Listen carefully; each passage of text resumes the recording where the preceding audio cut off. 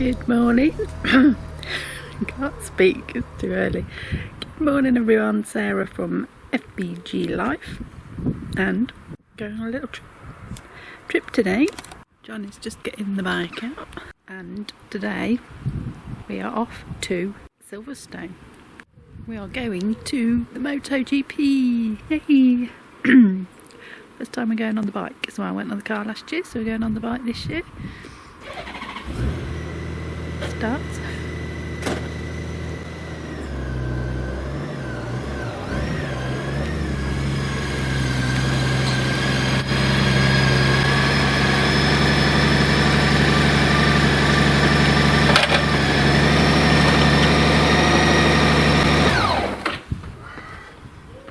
Morning, Johnny.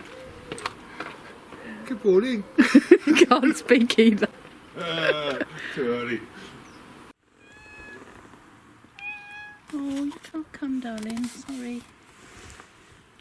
Oh, you can't. Someone's coming to look after you. Come on.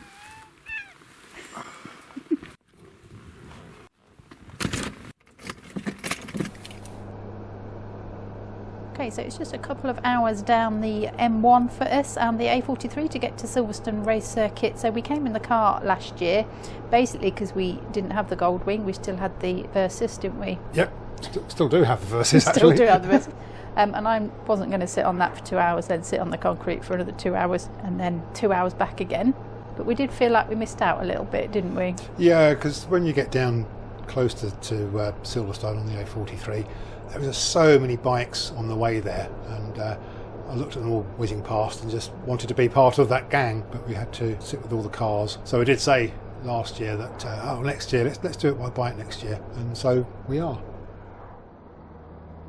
So we thought what we'd do in this video is just talk a little bit about what it costs for a day out at the MotoGP. We've been following it all year, and there has been a little bit talk about this at lots of the races all over the world, in fact, and the cost of going and the fact that there aren't many people going, and it is quite expensive. We spent quite a little bit of money on this, so we thought we're going to go and have a nice day out. It's beautiful weather, great weather. It has rained a lot in the past at this event, so it's really nice to have beautiful sunshine. So we're going to have a lovely day out, but then we will, on the way home, we'll have a little talk about what it's cost us to do this day out and whether we think it's worth it or not, or whether you should stay at home and just watch it on the TV.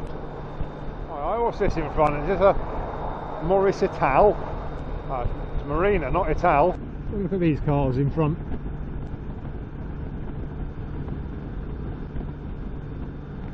It's at this point we start meeting up with other bikes on the way down to Silverstone, and we commented this year that there seemed to be fewer than there were last year. We don't know if this was because we were arriving earlier in the day or because there were fewer bikes going, but either way it was a disappointment not to be riding in with quite so many bikes as we anticipated.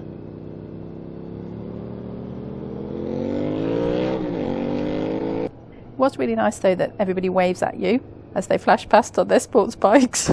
Yep, even taking time to wave at a Goldwing. Bikers are great, aren't they? But everyone was going to the same place, weren't they? So you all got this shared interest, so it didn't really matter what bike you were on. It was good fun. Yeah, it was good. It was good riding in with a few bikes.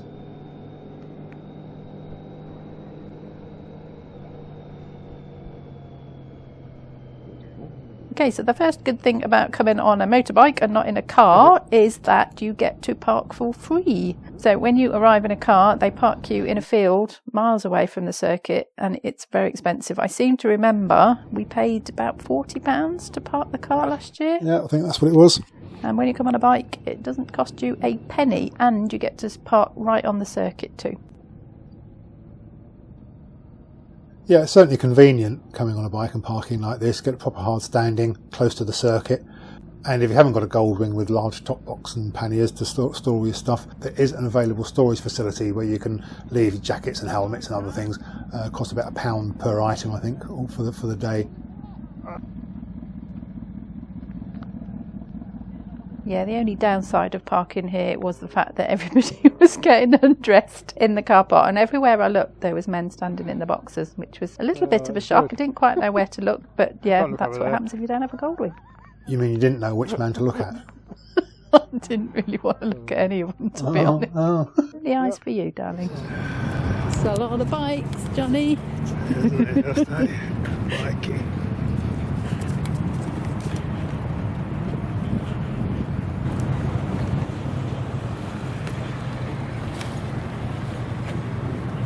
can see ours just by that blue coat, because I can see the flag waving. So let's head into the circuit and see what's going on.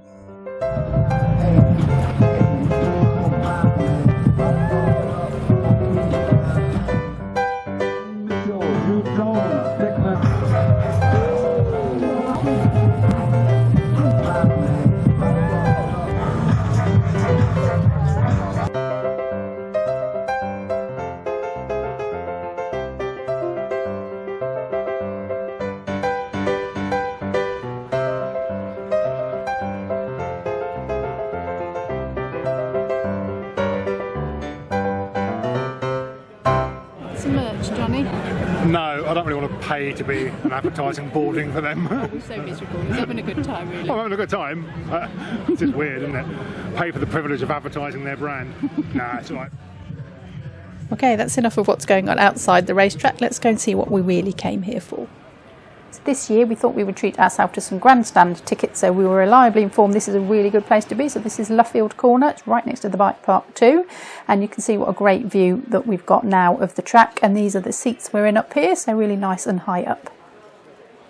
So last year we just had a general admission ticket, so no fixed seating, and we sat out here on these terrible concrete steps, which is really uncomfortable. We were nice and close to the track, but this is the view that we had. The lights will go on, the reds go up. And the British Grand Prix is away in Tokyo, but the Isles of St. Peter's struggle to get out of Jackie.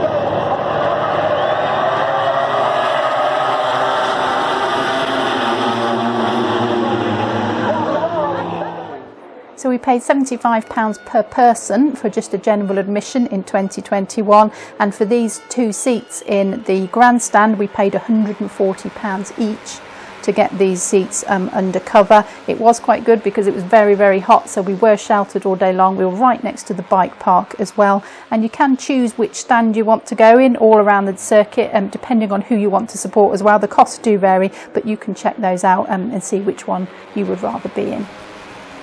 So this stand is really good because we've got a view of a few of the corners. We can see the bikes coming and we can see them entry into pit lane as well. Your £140 gets you 3 warm-up sessions, 3 Grand Prix races and some support races after the Grand Prix. You also get allocated seating for the whole day. You're undercover as well, so if it rains, you're out the rain. If it's sunny like it was when we went, you get a bit of shelter too. So once the racing has started, it's pretty well full on all day long, so we actually took our own food in with us. Obviously there's plenty of places to go and get food, but by the time you got out of the grandstand and back in, you might have missed something, so we just took some food in with us and we could just sit there, enjoy everything that was going on without worrying about missing anything and saving a few more pounds as well. There are a number of large screens showing TV coverage dotted around the circuit, but this year the commentary is barely audible. Last year it sat close to a PA system and we could hear the BT Sport commentary very clearly. This year we could barely make out one word in 10, so what was happening elsewhere on the circuit was a bit of a mystery at times.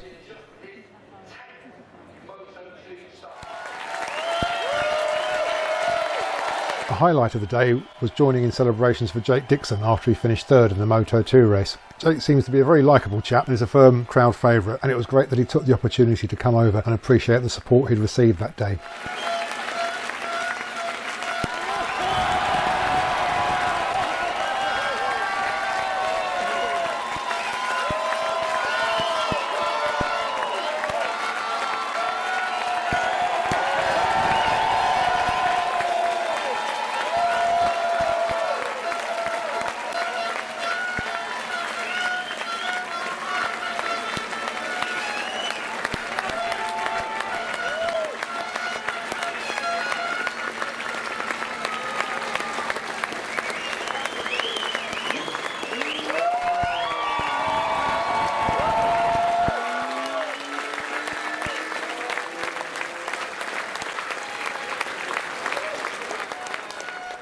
Maybe next year Jake can go 2 better and stand on the top step. That is a lot of bikes. They're in there somewhere.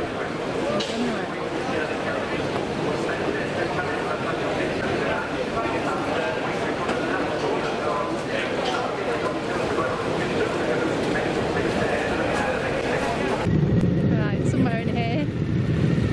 It's like motorbike. Where is it, Johnny? 2 seconds.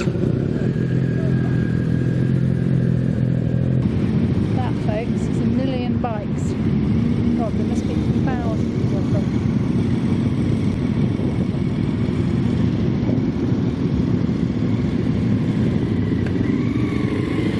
To get run over by some of them. This is ours, all on its own.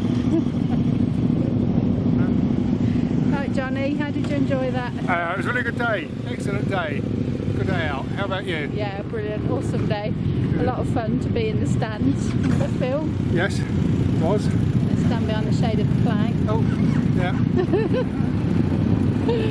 And now, somehow, we've got to get out of here. This is just awesome. Yeah, it is. Never seen so many bikes. So, I'm going to get dressed. There's Johnny in the flag. Oh, in the panniers.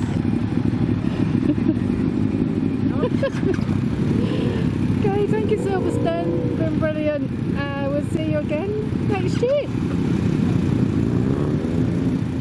So we're heading off out of the circuit on our way home now, and as we just said, we did have a really good day, didn't we? It was a really good day, yes. It was a very enjoyable day, as it was last year. It's super organised at Silverstone. There is no queuing in or out, and we've been in the car and on the bike now, and even the car, there's a little bit of queue to get onto the field, but it wasn't really anything when you consider how many people are coming in and out. What's actually quite a small sort of entrance, isn't it? It's not a big complex that's been built for all that transport in and out. So I was super impressed with their organisation. They actually shut quite major roads off on the way in, and you use both sides of the roads, and then they swap them over on the way out, and you use both sides on the way out as well, and it just funnels everybody out really quickly, and you can all get on your way home. The atmosphere in the stand was really, really good. The weather was beautiful. The weather as well. was very good this year. And it was nice to sort of be involved in it. We watched it on the television so much, and to go there, you don't get so much of the race, do you? You can't really understand what's going on like you can when you watch it on the TV. No, you're a little bit more than a little bit removed from the action. In some ways it's an anticlimax, in other ways it's very exciting. I mean, there's nothing like hearing the noise of it all in person. You don't get how fast they go, do you? No, Until no. you see them come round past Yeah. you just don't get any feeling on the TV of how fast they're actually. Yes. So we'll just recap what we've spent on today then. So it was £280 for 2 tickets, 2 grandstand tickets, and we paid about 20 quid for the fuel. Just under £20 for the fuel. And we didn't spend anything else while we were there at all. We took our own food. All we would have needed to do is buy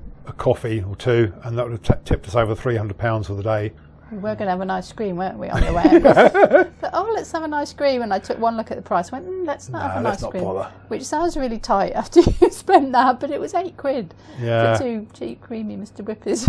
And I was like, I'm not paying that. That's too much. So, yeah, just over 300 quid with the food that we took in with us and the drinks that we took in with us as well. There was free water everywhere because it was really, really hot. So you can always get a top up for your drinking bottle if you wanted to. Question is that day worth £300 or £150 per person? And as enjoyable as I found the day, I think £150 kind of sticks in my throat a little bit. Yeah, it does. I mean, you came out all buzzing going, that was really, really great. And then when you look at the bill, you think, oh my goodness, we could have had a weekend away. Probably a bit of a budget weekend away, but could have had a whole weekend away for 300 quid. So I guess if you're feeling flush at the time you buy the tickets, it's absolutely fine, isn't it? If you're on a bit of a budget, it's like, that's a lot of money for one day out. And just to get to watch them fly past them quite a few times. There was a lot of racing action on, but you don't know what's going on. You have to go home and watch it on the TV to see what happened. Because the TV coverage is so good, isn't it, now? The TV coverage is excellent, and it kind of means that you don't really need to go there in person unless you just want to hear the sounds in person. I think I actually get more out of it from the excellent TV coverage. A very good commentary that particularly BT Sport does.